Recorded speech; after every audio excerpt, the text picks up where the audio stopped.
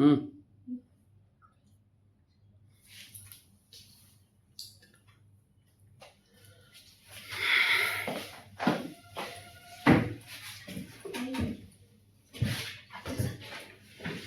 चलो, तो देखो आज के जो लेक्चर हम लोग पढ़ेंगे वो सॉल्यूशन में स्टार्ट कर रहा हूँ, फिर से रिवीजन क्लास में चला रहा हूँ। तो सॉल्यूशन चैप्टर के जितने भी फॉर्मूले हैं हम वो बात कर लेंगे आपसे। सॉल्यूशन से जितने भी न्यूमेरिकल आते हैं वो थोड़ा थोड़ा देख लेंगे, क्योंकि एक वन शॉट में इतना बड़ा चैप्टर तुरंत 1 घंटे में हो नहीं सकता है। तो मैं कोशिश करूंगा, बस आप ध्यान से सुनते रहिएगा, मैं बताते चलता रह रहा हूँ, ठीक है ना। चलो देखो ध्यान से, और इतना रिवीजन कर लोगे तुम्हारा काम चल जाएगा। जो भी एग्जाम में पूछता है उसी से बताएंगे हम लोग। तो सबसे पहले सॉल्यूशन का जो आपको कंसंट्रेशन टर्म पूछेगा, कंसंट्रेशन ऑफ सॉल्यूशन, ध्यान देना। तो बेटा कंसंट्रेशन ऑफ सॉल्यूशन में कॉन्टिन्यूअस में पढ़ा रहा हूं, बस तुम ध्यान सुनते चलना। सॉल्यूशन का कंसंट्रेशन का मतलब होता है कि amount of solute present in definite amount of solute present in definite amount of solvent, present in क्या, डेफिनेट अमाउंट ऑफ सॉल्वेंट बेटा होता है, उसके अंदर होता है। या आप सॉल्यूशन भी बोल दो, क्योंकि सॉल्वेंट का जो नेचर होता है ना वही सॉल्यूशन को डिसाइड करता है, तो इसका मतलब यही होता है। अब कंसंट्रेशन का मतलब होता है कि सी जो होता है वो होता है अमाउंट ऑफ सॉल्यूट। आपको पहले से पता है कि अमाउंट ऑफ सॉल्यूट होता है अपॉन क्या होता है, मास, यानी वॉल्यूम ऑफ सॉल्यूशन भी आप बोलते हो, लेकिन वॉल्यूम ऑफ सॉल्यूशन किस में बोलते हो, लीटर में बोलते हो। तो याद रखना कि ये फॉर्मूला अमाउंट का होता है, कंसंट्रेशन का होता है। बेटा यूनिट जो होता है ना वो मोल पर लीटर में होता है। क्यों? क्योंकि ऊपर वाला अमाउंट मोल में लेते हैं और नीचे जो लेते हैं वो वॉल्यूम लेते हैं, ठीक है ना, समझ में आ रहा है। अब बेटा कंसंट्रेशन को मेजर करने के लिए कई सारे टर्म होते हैं, समझ में आ रहा है। जैसे आप मोलरिटी जानते हो, मोलरिटी आपको पता है बेटा कैपिटल एम होता है। देन आपका मोलरिटी होता है जो आपका क्या होता है, स्मॉल एम होता है। देन आपका जो है मोल फ्रैक्शन होता है, ये भी आप जानते हो, जो आपको पूछा हुआ है, मोल फ्रैक्शन से सवाल आता है। फिर इसी तरीके से आप पीपीएम लेते हो, पार्ट पर मिलियन, एक आप लेते हो पीपीबी, पार्ट पर मिलियन। इसी तरीके से बेटा कंसंट्रेशन को मेजर करने के लिए आप वेट बाय वेट परसेंट देखते हो, ठीक है, वेट बाय वॉल्यूम परसेंट देखते हो, बेटा वॉल्यूम बाय वॉल्यूम परसेंट देखते हो, ठीक है। और ये सारे कहानी आपको यहां से मिलता है। मैं फॉर्मूला बताते चल रहा हूं जल्दी जल्दी। एक और टर्म आता है जो आता है नॉर्मेलिटी का टर्म। तो बेटा फॉर्मूला में बताते चल रहा हूं क्योंकि फॉर्मूले से ही हम लोग कर सकते हैं। तो सबसे पहले याद रखना कि बेटा नॉर्मेलिटी, मोलरिटी होता क्या है, मोलरिटी आपका क्या होता है। बेटा मोलरिटी का मतलब होता है कि mole by volume, mole by volume formula होता है। जब यूनिट, और वॉल्यूम किसमें चाहिए, लीटर में। यूनिट क्या इसका होगा, मोल अपॉन लीटर होगा, मोल पर लीटर होगा। जब इसको तोड़ोगे तुम, मोल को तोड़ोगे, यानी ये मोल एनबी क्या है बेटा, मोल ऑफ सॉल्यूट है, मोल ऑफ सॉल्यूट है, ये आपका मोल ऑफ सॉल्यूट है। और जो वी लिखे हो ना वो वॉल्यूम ऑफ आपका सॉल्यूशन होता है, क्या, वी, वी आपका वॉल्यूम ऑफ सॉल्यूशन किसमें, लीटर में। तो अगर आप मान लो कि दूसरा फॉर्मूला लिखते हो तो W B upon M B हो जाता है बेटा, और ये वॉल्यूम किसमें आ जाएगा, लीटर में। ठीक है, अगर मान लो लीटर में दिया, मैंने मोल को डब्ल्यू बाई एम लिख दिया है, तो क्या हो जाएगा बेटा, W B upon M B. ठीक है, कोई बात नहीं है ना, वॉल्यूम अगर एमएल में दे दिया है तो उसको कहां लेके चले जाना, लीटर में लेके चले जाना। कर लोगे तुम लोग, समझ में आ रहा है। तो इस फॉर्मूले से आप न्यूमेरिकल कर लेना, इसी से न्यूमेरिकल आता है। अगर तुम डाइल्यूट सॉल्यूशन के लिए बात करते हो, फॉर डाइल्यूट सॉल्यूशन के लिए, बेटा डाइल्यूट सॉल्यूशन के लिए जो फॉर्मूला होता है वो क्या होता है, m1v1 is equal to m2v2 होता है बेटा। ये किसके पहले होता है, ये होता है बिफोर डाइल्यूशन, ये होता है बिफोर डाइल्यूशन, और ये क्या होता है आफ्टर डाइल्यूशन। बिफोर डाइल्यूशन और क्या होगा, आफ्टर डाइल्यूशन होता है, डाइल्यूशन के पहले और डाइल्यूशन के बाद, ठीक है ना। तो जो फाइनल वॉल्यूम होता है वो इनिशियल, देखो जब डाइल्यूटेड 2 लिखा रहेगा तो फाइनल वॉल्यूम होता है। अगर मान लो सवाल में डाइल्यूटेड 2 लिख दिया है आपका, इसका मतलब V2 फाइनल हो जाएगा, फाइनल वॉल्यूम हो जाएगा। और बेटा अगर लिख दिया डाइल्यूटेड बाई लिख दिया, तब जब V2 लिखना तो V1 प्लस जो बढ़ा हुआ है उसको उसमें ऐड कर दिया था, टेक्निकल चीज होता है। बात समझ में आ गया। इसी तरीके से मान लो कि अगर आपका मिक्सचर के अलावा 2 एसिड का करा molarity of mixture of 2 acid का पूछ रहा है बेटा, 2 एसिड का पूछ दिया या 2 बेस का पूछ दिया, तो क्या कर देना, उसका फॉर्मूला सीधे लिख देना कि मोलरिटी ऑफ मिक्सचर जो होता है बेटा वो M1 V1 plus M2 V2 upon क्या हो जाएगा V1 प्लस V2। इस फॉर्मूले से आपको क्या कर लेना होगा, मिक्सचर की मोलरिटी निकाल लेना है। M1 और V1 एक का है, दूसरा M2 V2 दूसरे वाले का है, तो इस तरीके से निकालते हैं। अब ये तो मोलरिटी वाला टर्म हो गया। अब आ जाओ बेटा मोलरिटी क्या होता है, मोलरिटी भी आसान होता है। अच्छा एक चीज और देख लो, मान लो तुमको लिख दिया है कि मोलर सॉल्यूशन लिख दिया, इसका मतलब मोलरिटी M है। फिर लिख दिया सेमी मोलर, ये सवाल में लिखा भी होता है, तो बेटा सेमी मोलर मतलब M/2 आधा कर दीजिए, ठीक है। अगर मान लो मिली मोलर लिखा हुआ है, मिली मोलर, तो बेटा मिली मोलर का मतलब होता है M/1000। अगर आपका सेंटीमोलर लिखा हुआ है तो बेटा सेंटीमोलर का मतलब होता है M/100, ठीक है। तो इस तरीके से वैल्यू अगर दिया रहेगा तो मोलरिटी आपका दिया हुआ है, इसका मतलब यही होता है। अब आ जाओ तुम मोलरिटी क्या होता है, तो मोलरिटी तो आपका आसान है, मोलर सॉल्यूशन होता है। मोलरिटी का मतलब स्मॉल m, और ये क्या कहलाता है बेटा, ये आपका कहलाएगा मोलर सॉल्यूशन। क्या कहलाएगा, मोलर सॉल्यूशन। बेटा वॉल्यूम, जब मोलरिटी का डेफिनेशन लिखोगे तो मोल ऑफ सॉल्यूट अपन क्या होता है, mass of solvent in kilogram. अब मास ऑफ सॉल्वेंट किलोग्राम में होता है, तो इसका मतलब मोलरिटी जो हो जाएगा वो WB अपॉन क्या हो जाएगा, MB, और वेट ऑफ सॉल्वेंट किसमें आ जाएगा, किलोग्राम में, ठीक है। किलोग्राम में नहीं दिया होता है तो WB अपॉन क्या कर देना, MB इंटू WA। अगर ग्राम में दे रखा है तो ऊपर क्या ले लेना बेटा, 1000 का मल्टीप्लाई कर देना, आंसर आ जाएगा, ठीक। सबसे इंपॉर्टेंट पॉइंट ये है कि ये जो it is temperature independent. Temperature क्या होता है, इंडिपेंडेंट होता है, मतलब कि वो टेम्परेचर पे डिपेंड नहीं करता है, क्योंकि उसके फॉर्मूले में वॉल्यूम नहीं आता है। और मास वॉल्यूम से, मास जो होता है वो टेम्परेचर से कोई चेंजिंग नहीं होता है। लेकिन अगर मान लो तुमसे पूछ दिया कि बेटा मोलरिटी के बारे में बताओ, तो बोल देना मोलरिटी जो होता है वो टेम्परेचर का उल्टा होता है। टेम्परेचर बढ़ाओगे मोलरिटी क्या हो जाएगी, कम हो जाएगी, ठीक है, ये ध्यान देना। तो ये आपका क्या हो जाएगा, मोलरिटी जो होता है टेम्परेचर डिपेंड नहीं होता है, टेम्परेचर पे डिपेंड नहीं करता है, ये कहानी इसका होता है।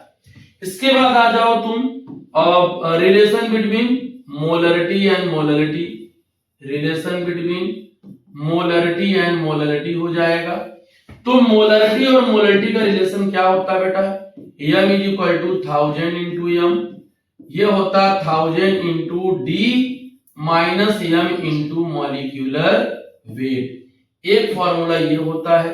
इस फॉर्मूले में पहला वाला टर्म क्या है, मोलरिटी होता है बेटा, पहला वाला जो टर्म होता है वो मोलरिटी होता है बच्चा। ये क्या होता है, अपना डेंसिटी होता है बेटा, और ये जो होता है वो मॉलिक्यूलर वेट होता है, ये पूछा भी जाता है। तो आप डायरेक्ट इस फॉर्मूले को यूज करके मोलरिटी दी रहेगी ना, आप क्या करना, डेंसिटी दिया रहेगा, आप सीधे वैल्यू निकाल लेना। अच्छा अगर तुमसे रिलेशन पूछ दिया कि relation between molarity and density, तो ये भी आपका फॉर्मूला होता है कि मोलरिटी इज इक्वल टू क्या होता है, W/W percent into density into 10 upon molecular weight होता है बेटा। इस फॉर्मूले से भी आप क्या कर सकते हो, वैल्यू निकाल सकते हो। बोलोगे सर क्या कौन सा है, तो लिख देना वेयर एस W/W परसेंट क्या है, वेट ऑफ सब्सटेंस, ये ग्राम में दिया रहेगा, ध्यान देना। और डेंसिटी है आपका, ये डेंसिटी ऑफ सॉल्यूशन दिया हुआ है, और ये आप जान ही रहे हो मॉलिक्यूलर वेट ऑफ सॉल्यूट। समझ में आ रहा है? तो आपको डेंसिटी दिया रहेगा, ठीक है, आपको डेंसिटी दिया रहेगा। अब क्या करना, सीधे वैल्यू पुट अप कर देना वेट बाई वेट परसेंट पे। क्लियर हो गया, समझ में आ गया? तो ये तुम्हारा मोलरिटी होता है, मोलरिटी मास इंडिपेंडेंट होता है। इसके बाद बेटा आ जाओ तुम, हम आते हैं नॉर्मेलिटी पे। नॉर्मेलिटी थोड़ा मजेदार है, आपको रिवीजन है तो बस ध्यान देते चलो। नॉर्मेलिटी को n से लिखते हैं। नॉर्मेलिटी का फॉर्मूला क्या होता है बेटा, ये होता है gram equivalent weight of solute upon क्या होता है, वॉल्यूम ऑफ सॉल्यूशन होता है बेटा। वॉल्यूम ऑफ सॉल्यूशन और किसमें होता है, लीटर में होता है। किसमें होता है बच्चा, लीटर में होता है। अब बोलोगे सर ये तोड़ेंगे कैसे, तोड़ दो, क्या दिक्कत है, कोई दिक्कत है? तोड़ेंगे कैसे, तो ये ग्राम इक्विवेलेंट वेट जो होता है ना बेटा, ग्राम इक्विवेलेंट जो होता है W/E होता है। EB बोलोगे सर WE क्या है, बस फॉर्मूले में पुट अप कर दो, तो WB/EB इंटू आप पढ़े हो वॉल्यूम लीटर में है, ठीक है। लीटर में तो देता ही नहीं, आपको चेंज करना पड़ता है, तो नहीं देगा तो चेंज कर लेना, WB इंटू 1000 लिख देना, और नीचे क्या लिख देना, EB इंटू वॉल्यूम किसमें, ml में। लेकिन ध्यान देना कि यहां पर क्या हो जाएगा, E क्या है, इक्विवेलेंट वेट। E क्या है बेटा, इक्विवेलेंट वेट ऑफ सॉल्यूट है बेटा। क्या है, सॉल्यूट, सॉल्यूट का इक्विवेलेंट वेट है। तो कैसे निकालोगे बेटा, सॉल्यूट क्या क्या हो सकता है बेटा, सॉल्यूट हो सकता है एसिड, बेटा सॉल्यूट हो सकता अपना बेस, बेटा सॉल्यूट हो सकता अपना सॉल्ट, बेटा सॉल्यूट हो सकता अपना आयंस, बेटा सॉल्यूट हो सकता है ऑक्सीडाइजिंग एजेंट या रिड्यूसिंग एजेंट, इसके अलावा कुछ नहीं होता है। तो इक्विवेलेंट वेट निकालने का तरीका क्या होता है, इक्विवेलेंट वेट कैसे निकालते हो किसी का भी, निकालने का तरीका बेटा क्या है, चाहे वो एसिड का हो, चाहे वो बेस का हो, चाहे सॉल्ट का हो, चाहे आयंस का हो, चाहे ऑक्सीडाइजिंग एजेंट, चाहे रिड्यूसिंग एजेंट, ठीक है। तो क्या होता है बेटा, मोलर मास या फॉर्मूला मास अपॉन क्या लिख देना, n फैक्टर। अब सारे का n फैक्टर अलग अलग होता है बेटा, यहां से सुनना, सब अच्छे से समझा देता हूं। एसिड का n फैक्टर कैसे निकालोगे, नंबर ऑफ H+ आयन कितना निकल रहा है, रिप्लेस कितना हो रहा है। बेस का n फैक्टर कैसे निकालोगे, नंबर ऑफ OH आयन कितना जा रहा है। सॉल्ट का total number of positive charge, total positive charge और टोटल नेगेटिव चार्ज, ठीक है, ये होता है। आयंस का क्या हो जाएगा, टोटल चार्ज कितना उस आयन के ऊपर है। ऑक्सीडाइजिंग एंड रिड्यूसिंग एजेंट क्या है, नंबर ऑफ इलेक्ट्रॉन गेन और लॉस। यही आपका ऑक्सीडाइजिंग और रिड्यूसिंग एजेंट की कहानी होती है। बात समझ में आ गई? तो ये आपको ध्यान देना, n फैक्टर यही चीज कहलाता है। अब तुमको मैं सवाल करके बताता हूं कि n फैक्टर कैसे डिसाइड करोगे। मान लो तुमको n फैक्टर ऑफ एसिड का पूछ रहा है, तो बेटा n फैक्टर मान लो एसिटिक एसिड का n फैक्टर है तो एक ही H देगा, n फैक्टर 1 हो जाएगा। बेटा एसिटिक एसिड का n फैक्टर आपको देना है, तो यहां पर इसको मत देखना, सिर्फ ये निकलेगा तो 2 हो जाएगा। फिर आप H3PO4 है, ठीक है, H3PO3 है, इसका थोड़ा अलग होता है। इसका मैंने ट्रिक आपको सिखाया था कि n फैक्टर जो होता है वो नंबर ऑफ ऑक्सीजन -1 कर देना। जैसे यहाँ पे n फैक्टर कितना हो जाएगा, 3 हो जाएगा, यहाँ n फैक्टर बेटा 2 हो जाएगा, और यहाँ n फैक्टर कितना हो जाएगा, 1 हो जाएगा। सीधे ट्रिक से याद करोगे तो याद, ये ऑक्सोफॉस्फोरिक एसिड के लिए केस होता है, सिर्फ only for oxophosphoric acid, only for oxo, इसके लिए फास्फोरिक एसिड के लिए होता है। बात समझ में आ रहा है, सिर्फ ऑक्सोफॉस्फोरिक एसिड के लिए होता है, तो ये एसिड के लिए होगा। बेटा n फैक्टर अगर तुमको बेस के लिए पूछ दिया तो मैंने बोला था कि मान लो NaOH है तो एक ही OH देगा, इसका मतलब n फैक्टर 1। बेटा CaOH रिएक्शन पे डिपेंड कर सकता है, अगर एक OH दे रहा है तो n फैक्टर 1 हो जाएगा, अगर ये दोनों दे दिया तो n फैक्टर 2 हो गया। इसी तरीके से AlOH का होल थ्राइस है, इसमें भी n फैक्टर 1 हो सकता है, n फैक्टर अपना 2 हो सकता है, यहाँ पे n फैक्टर कितना हो सकता है, 3 हो सकता है। ठीक है ना, तो बेस का n फैक्टर उसके OH के जाने पे डिपेंड करेगा। अब जैसे मान लो n फैक्टर हम बता देते हैं आपके लिए एसिड के लिए, तो बेटा n फैक्टर एसिड के लिए कैसे देखोगे, n फैक्टर सॉरी सॉल्ट के लिए कैसे देखोगे, तो बेटा सॉल्ट जितना H प्लस या OH आयन देता है, जैसे Na प्लस Cl माइनस हो जाएगा बेटा, तो कितना प्लस चार्ज आ रहा है या माइनस चार्ज, एक n फैक्टर 1 हो जाएगा। बेटा MgCl2 है, कितना Mg पे प्लस चार्ज आएगा 2, तो इसका मतलब n फैक्टर कितना हो जाएगा 2 हो जाएगा। बेटा AlCl3 है, n फैक्टर कितना हो जाएगा 3 आ जाएगा, क्योंकि 3 नेगेटिव 3 पॉजिटिव और 3 नेगेटिव बन रहा है, तो n फैक्टर। सो टोटल आप नंबर जोड़ते चलो, ठीक है, तो ये कहानी होता है बेटा। अब आ जाओ, मान लो तुमसे पूछ दिया n फैक्टर ऑफ सल्फेट और SO4 माइनस आयंस है बेटा, तो सीधे चार्ज देख लेना, कितना चार्ज है 2, तो n फैक्टर 2 हो जाएगा। अगर तुम्हारा n फैक्टर कितना है, फास्फेट के लिए पूछ रहा है, तो n फैक्टर कितना हो जाएगा 3 हो जाएगा। बोलो क्लियर है ना, समझ में आ रहा है, तो ऐसे करना है। अच्छा मान लो तुमसे पूछ दिया कि ये रिएक्शन है, इसमें n फैक्टर बताओ, MnO4 माइनस प्लस आपका H प्लस है, सॉरी ये H प्लस मान लो है, ये H प्लस है, और कह रहा है Mn2 प्लस बन रहा है, तो बोल रहा है n फैक्टर बताइए, सीधे इलेक्ट्रॉन का डिफरेंस निकाल लेना, ऑक्सीजन -2, तो 4 2 जा 8 में से एक निकाल दो, +7 +2। बेटा 7 और 2 में डिफरेंस कितना आ गया 5 का, तो n फैक्टर कितना आ जाएगा 5 हो जाएगा। समझ रही हैं? अब एक ट्रिक मैंने आपको बताया था कि बना 1 3 5, याद आ रहा आपको? मतलब क्या हुआ कि अगर KMnO4 एसिडिक मीडियम में है, देखो KMnO4 के लिए केस मैं बता रहा हूं, ये ट्रिक है, ये बेसिक मीडियम में क्या कहते हैं, KMnO4 135, हाँ ठीक है, एसिडिक मीडियम में 5 होता है n फैक्टर, न्यूट्रल में 3 होता है, और स्ट्रॉन्ग बेस में क्या होता है 1 आता है। ये याद कर लेना तो काम चल जाएगा, ठीक है ना। अब ये तुम्हारा नॉर्मलिटी से रिलेटेड सवाल होता है, जैसे तुमसे पूछ दिया कि आप एक बात बताओ, आप बताओ इक्विवेलेंट ऑक्सैलिक एसिड का कितना होगा, तो क्या करोगे, molar mass of oxalic acid by n factor, तो बोलोगे सर मोलर मास कितना होगा, तो याद रखना तुमको क्रिस्टलेटेड का मोलर मास चाहिए, क्रिस्टलेटेड गैर हाइड्रस का नहीं, ठीक है। तो मोलर मास जब निकालोगे इसका तो 126 हो जाएगा, किसमें आ जाएगा, ग्राम पर मोल में आ जाएगा।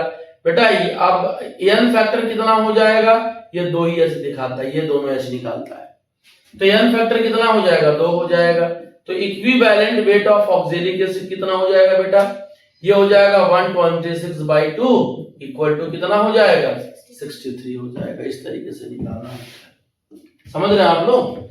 इसके बाद आ जाओ, तो नॉर्मलिटी का फॉर्मूला क्या हो गया, normality is equal to WB × 1000 upon क्या हो जाएगा इक्विवेलेंट वेट, और वॉल्यूम किस में ले लिया आपने ml में। इससे सवाल आएगा, फिर वही बात होता है, मैं पहले ही बता चुका हूं कि फॉर डाइल्यूट सॉल्यूशन के लिए तो N1V1 इज इक्वल टू क्या हो जाएगा N2V2 हो जाएगा। फॉर एसिडिक के लिए for the mixture of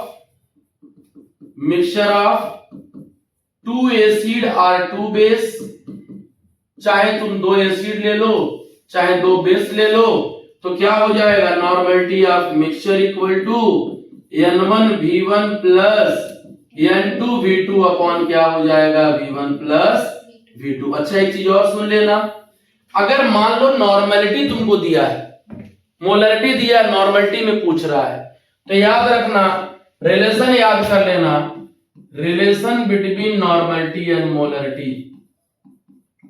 molarity से शॉर्टकट चले जाओगे तो तकलीफ नहीं होगा। मतलब नॉर्मलिटी अपॉन मोलरिटी जो होता है वो क्या होता है, एन फैक्टर होता है। यानी normality equal to N factor क्या हो जाएगा, इनटू मोलरिटी। यानी आपको अगर मोलरिटी पता है तो शॉर्टकट तरीके से जाने के लिए एन फैक्टर से मल्टीप्लाई कर देना। मान लो ये सारे मोलरिटी में दे दिया, ये मोलरिटी में, ये मोलरिटी में दे दिया, तो बेटा नॉर्मलिटी कैसे निकालोगे, तो कोई दिक्कत नहीं है, एन फैक्टर से मल्टीप्लाई कर देना, आपका मोलरिटी नॉर्मलिटी में क्या हो जाएगा, चेंज हो जाएगा। देखो ध्यान से, आप कुछ नहीं किया, आपने कुछ नहीं किया, आपने सिर्फ क्या कर दिया, एन फैक्टर से मल्टीप्लाई कर दिया, नहीं कर दिया, किया ना मल्टीप्लाई। तो आप एन फैक्टर से मल्टीप्लाई कर दोगे तो मोलरिटी क्या हो जाएगी, नॉर्मलिटी में चेंज हो जाएगी। जैसे आप एक सवाल देखोगे तो थोड़ा सुकून मिलेगा। जैसे क्या कह रहा है बेटा कि m/20 of oxalic acid solution की नॉर्मलिटी आप चेंज कर दो। नॉर्मलिटी कितनी आएगी बच्चा, ठीक है ना, समझ रही हैं आप? हाँ, तो ध्यान सुनिएगा अच्छे तरीके से, मौन से एकदम। बेटा मोलरिटी कितनी दी हुई है, 120। बेटा ऑक्जेलिक एसिड का एन फैक्टर निकालो, अभी मैंने बोला N factor for oxalic acid, अभी मैंने बोला एन फैक्टर 2 होता है। कैसे 2 होता है जी, देख लीजिए, जब आप पानी में इसको तोड़ेंगी तो ये माइनस में चला जाएगा और 2H बाहर फेंक देगा उठा करके, तो कितना एन फैक्टर हो जाएगा, 2 हो जाएगा। तो सीधे क्या कर देना, normality equal to molarity into N factor, यानी 1/20 इंटू 2, यानी आंसर विल बी 1/10। कोई दिक्कत, किसी को तकलीफ, कर लेंगी, हो जाएगा वैसा। अब सुनो ध्यान से, अब ध्यान सुनना। जैसे एक सवाल यहां पर भी देखो, एक सवाल रिवीजन देखो करा रहे हैं। रिवीजन का मतलब होता है सिर्फ आपको एकदम स्क्रीन दिखा देना, एक बार सारी चीजें आंख से गुजर जाए आप तैयार कर लोगे, गुजरना जरूरी है ना। मतलब सवाल देखो, पहले कह रहा है n/20 of 200 ml of HCl और m/10 of 400 ml of H2SO4, ठीक है। तो कह रहा है इसकी नॉर्मलिटी बताइए, मिक्सचर की नॉर्मलिटी बताइए, क्या बता दीजिए, नॉर्मलिटी। किसका बताना बच्चा, किसका बताना, इस मिक्सचर की। एक बात बताओ, N1 कितना दिया है, 1/20, बोलो। V1 कितना दिया है, 200 ml, और N2 कितना दिया है बेटा, N2 नहीं दिया, देखो M2 दे दिया है ना, 1/10। V2 कितना दे दिया है, 400 ml, और आपसे क्या पूछ रहा है, मिक्सचर की नॉर्मलिटी। नहीं कर पाएंगी, हो जाएगा ना। तो चलो एक काम करते हैं, हम आपको करके दिखा देते हैं। फॉर्मूला जब लगाना तो नॉर्मलिटी ऑफ मिक्सचर जब करना तो बेटा N1 V1 plus N factor 1 M2 V2 नहीं हो जाएगा। क्यों होगा बेटा, क्योंकि ध्यान देना, इसको आपको चेंज कर देना है। ये हमारा नॉर्मलिटी है, सॉरी मोलरिटी है, इसको बेटा अगर नॉर्मलिटी में चेंज करोगे तो n फैक्टर इंटू क्या हो जाएगा, M2, और n फैक्टर कितना हो जाएगा, n फैक्टर कितना हो जाएगा इसका, H2SO4 है ना, तो 2H यहां देगा तो 2 इंटू कितना हो जाएगा बेटा, 1/10, यानी आंसर कितना होगा इसका, 1/10। फिलहाल आप डायरेक्ट यहां सवाल करके कर सकते हो जाएगा। आप डायरेक्ट इसकी वैल्यू यहां पुटअप करिए, N1 दिया है N1 लगा दीजिए, V1 दिया है V1 लगा दीजिए, N2 N फैक्टर दिया है, N फैक्टर इसका 2 होता है। भाई H2SO4 को जब आप तोड़ेंगी तो क्या देगा, 2H प्लस और SO4 2 माइनस। तो ये आपका N फैक्टर 2 यहाँ पे मल्टीप्लाई कर देना, आंसर आ जाए, कोई दिक्कत। तो ये आपका कहानी होता है। इसके बाद डायरेक्ट हम बात करते हैं मोल फ्रैक्शन की। जो दुनिया होती है, मोल फ्रैक्शन का कोई यूनिट नहीं होता है। मोल फ्रैक्शन कैसे बनता है, मान लो सॉल्यूशन में 2 कंपोनेंट है, कौन कौन से बेटा, कौन कौन से कंपोनेंट है बेटा, कौन कौन सा, ए और बी।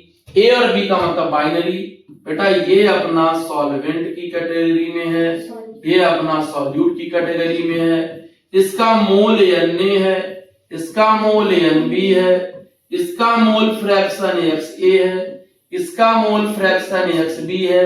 तुमसे बोल रहा है कि इसका Xb का डिफिनेशन करो, तो Xb इक्वल टू क्या हो जाएगा, mole of that component upon mole of solution. ठीक है ना, ये तुम्हारा हो जाएगा।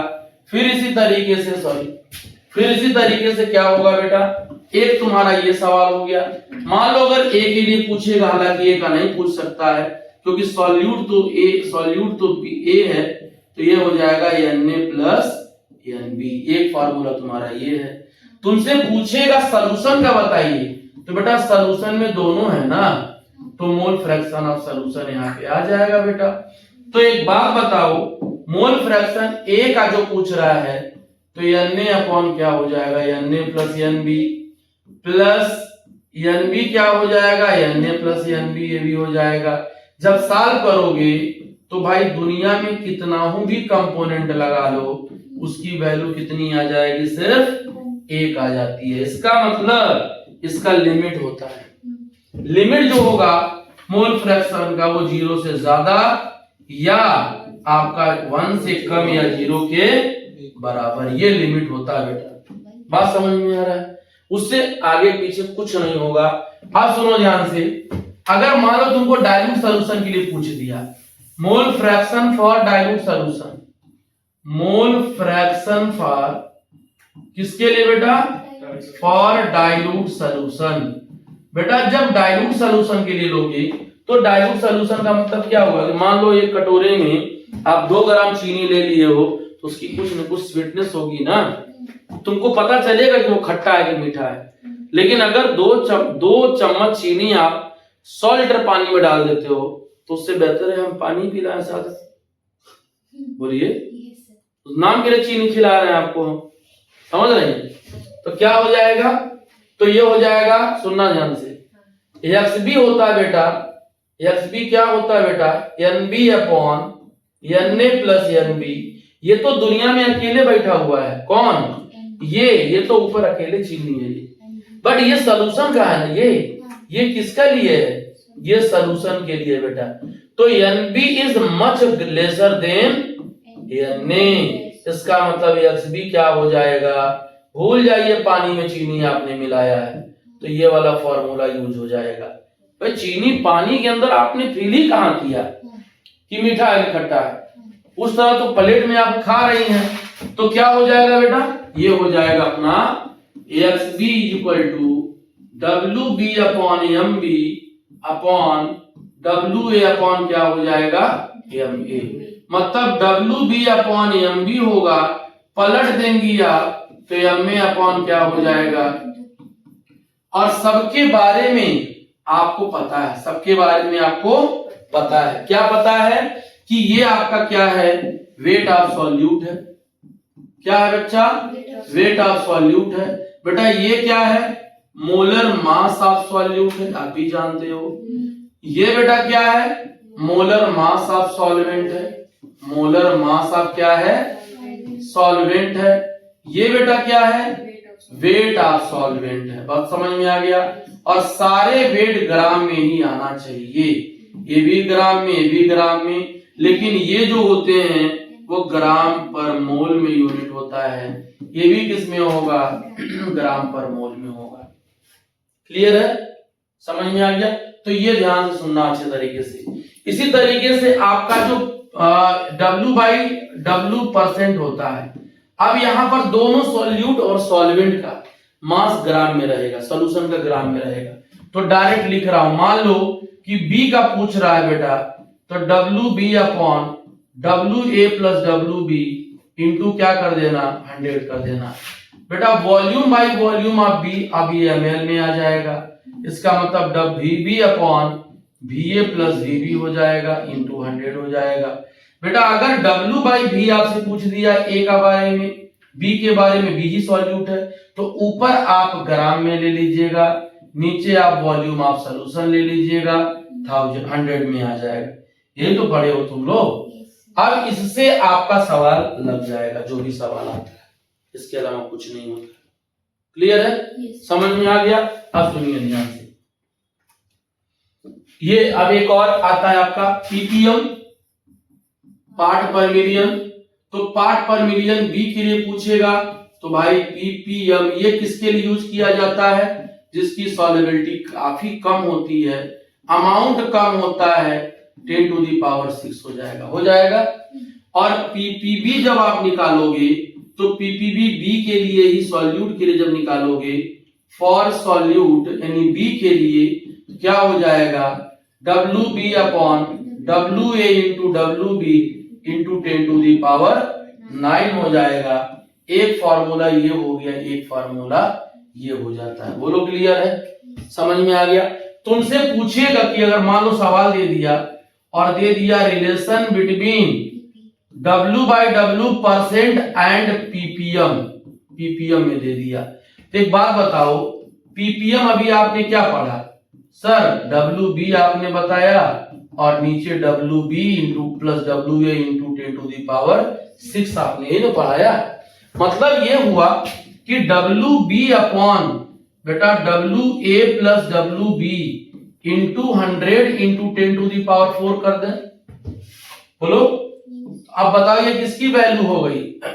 ये किसकी वैल्यू हो गई? ये किसकी वैल्यू हो गई? PPM is equal to W by W percent into 10 to the power 4। नहीं हो गया जी? नहीं हो गया सर? तो इस तरीके से आपको करना होता है, ठीक है ना? तो ये सारा न्यूमेरिकल वाला पोर्शन मैंने आपको फॉर्मूला अभी तक मैंने सिखा दिया। इसके बाद आते हैं हम लोग वेपर एंड वेपर प्रेशर, ठीक है ना? देखो vapour and vapour pressure, vapour and vapour pressure. बेटा एक बात ध्यान देना, वेपर उसे कहते हैं जो प्रेशर क्लोज कंटेनर में एग्जर्ट करता है। तो पहली बात तो वेपर कैसे समझोगे? वेपर का मतलब होता है कि वेपर एग्जर्टेड बाय द, मतलब एक कंटेनर है और उस कंटेनर को आपने क्लोज कर दिया है, उसको आपने हीट किया, इसमें प्योर आपने सॉल्वेंट ले लिया। ये क्या है?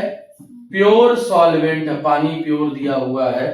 और जब आप इसको हीट करते हो तो ये वेपर क्या होता है? बनना स्टार्ट हो जाता है। हीट करने पर वेपर बनना स्टार्ट कर जाता है, कूल करने पर वो वापस चला जाता है, ठीक है? तो ये अपना सरफेस के ऊपर बेटा वेपर जाके एग्जर्ट कर देता है, वेपर लगता है और उसके सरफेस पर प्रेशर लगाता है। तभी तो आप पानी बंद बर्तन में गर्म करते हो तो आवाज आती है ना बर्तन में, ऊपर का कैप आवाज करता है ना जब ज्यादा प्रेशर पड़ता है। तो वेपर प्रेशर क्या होगा बेटा? Pressure exerted by the vapor in a closed container, ठीक है ना? Pressure exerted by the vapor in the closed container। खुले बर्तन में कहां वेपर बनाएगा? बनता है क्या आपके घर पे? तो कॉल्ड वेपर प्रेशर, उसे क्या कहते हैं? वेपर प्रेशर कहते हैं, ठीक है ना? अब अगर हीट किया आपने तो लिक्विड क्या बना रहा है? वेपर बना रहा है। आप जब हीट कर रहे हो तो लिक्विड आपका वेपर बना रहा है हीट करने पर। जब कंडेंस कर रहे हो तो क्या हो रहा है? कंडेंस करने पर पुनः वो लिक्विड में चला जा रहा है। तो rate of vaporization is equal to rate of condensation.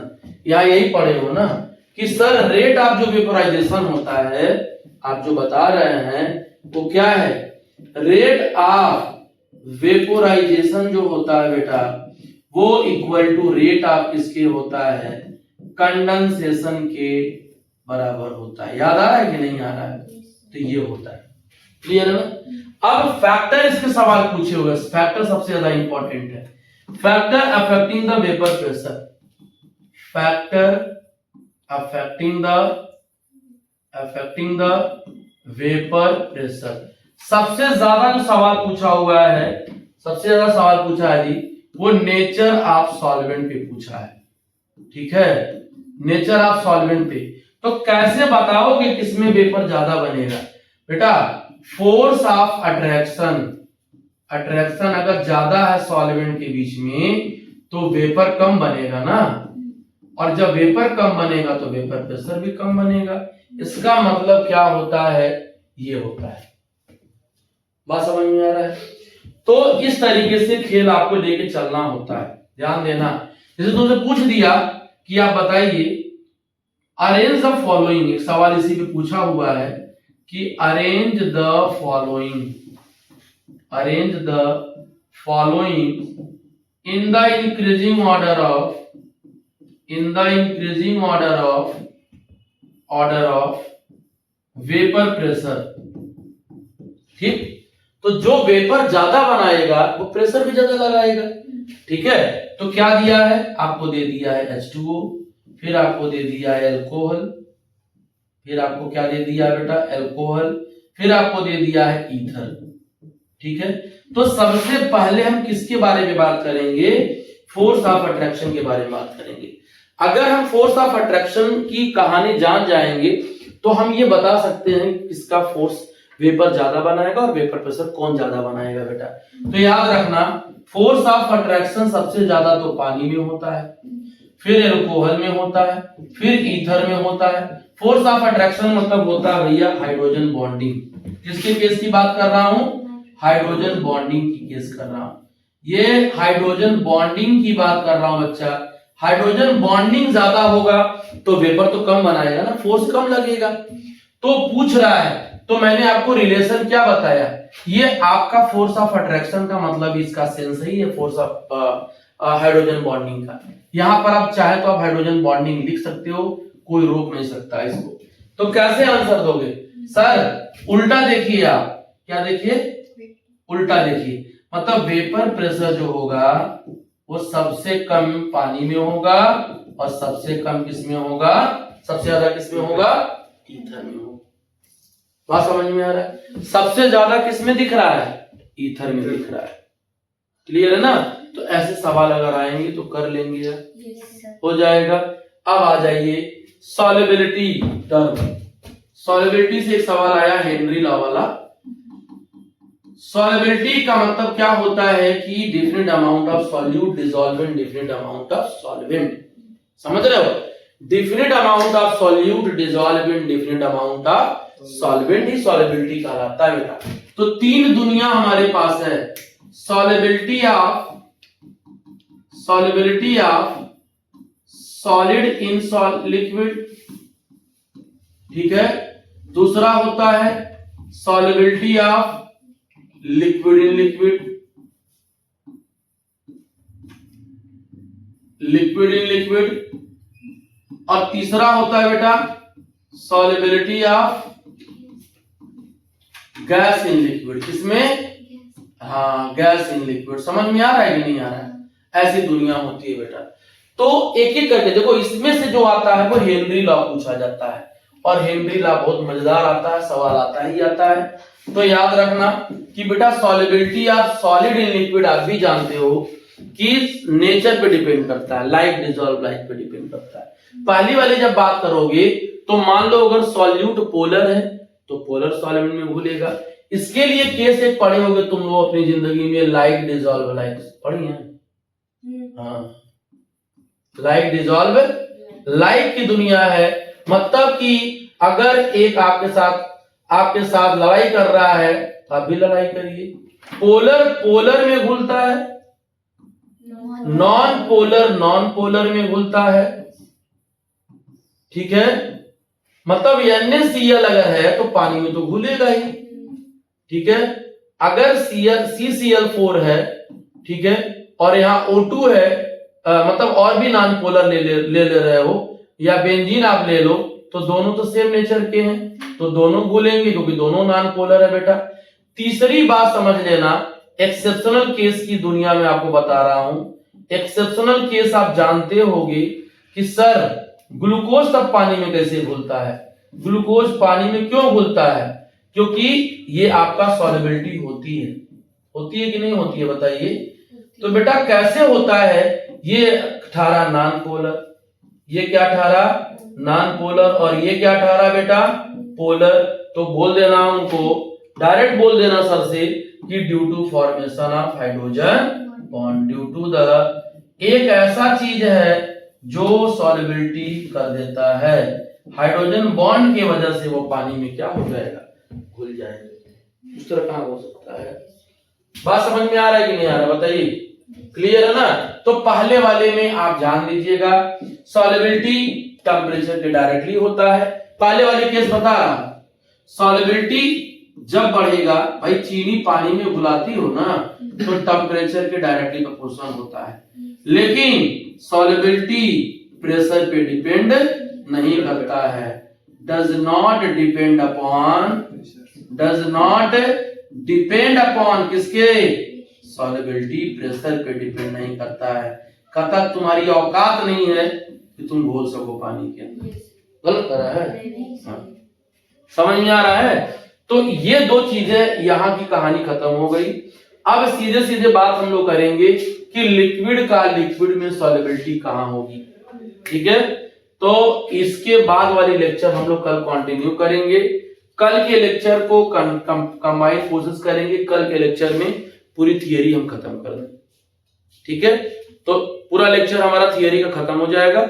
जो न्यूमेरिकल एक एक टॉपिक एक न्यूमेरिकल करा लेंगे, चैप्टर मेरा ये खत्म हो जाएगा। ठीक है ना? समझ में आ रहा? तो कल फिर आपका ये कंटिन्यू करेंगे सॉल्युबिलिटी में। ठीक, चलो।